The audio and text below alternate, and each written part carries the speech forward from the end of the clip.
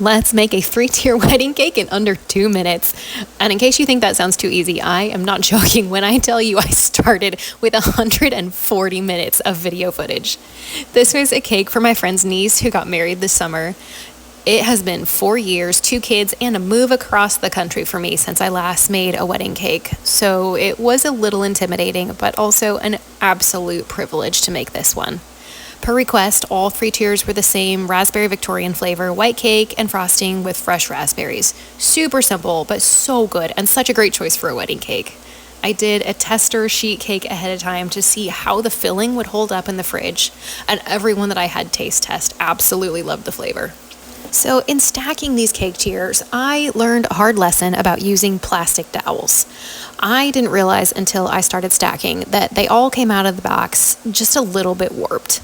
I redoweled this cake 3 times and still couldn't get the tiers to look completely straight and even.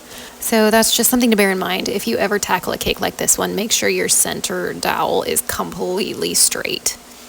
Decorating was a project.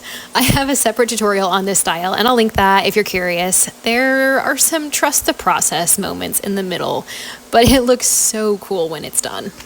I was delivering this cake to an open-air venue on a really, really warm, humid day, so I opted to stack the tiers and decorate ahead of time, and I put the finished cake in the freezer for about 5 hours before transporting it.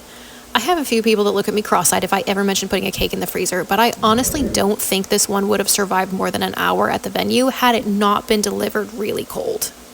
This was easily the most stressful drop-off I have ever done, but here is the cake at the venue. I was really happy with how the whole thing turned out. Let me know what you think.